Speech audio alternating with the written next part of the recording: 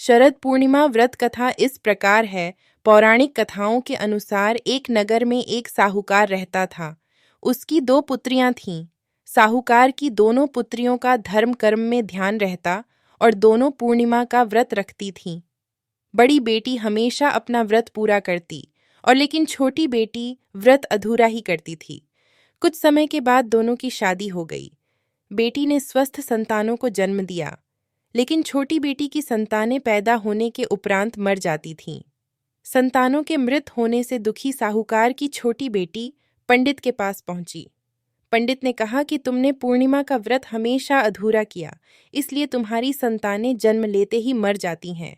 पूर्णिमा का पूरा व्रत विधिपूर्वक करने से तुम्हारी संतान जीवित रह सकती है। उसने ऐसा ही किया।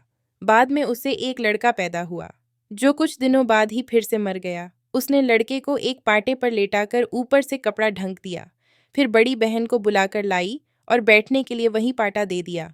बड़ी बहन जब उस पर बैठने लगी, जो उसका लहंगा बच्चे को छू गया। बच्चा लहंगा छूते ही रोने लगा। यह देखकर बड़ी बहन हैरान हो गई और कहा कि तुमने अपने पुत्र को यहाँ क्यों सुला दिया? अगर वह मर जाता तो मुझ पर कलंक लग जाता।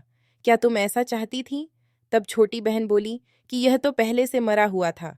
तेरे ही भाग्य से यह जीवित हो गया है, तेरे पुण्य से ही यह जीवित हुआ है। इसके बाद दोनों बहनों ने पूरे नगर में ढिंढोरा पिटवा दिया और सभी नगर वासियों को शरद पूर्णिमा व्रत की महिमा और पूरी विधि बताई।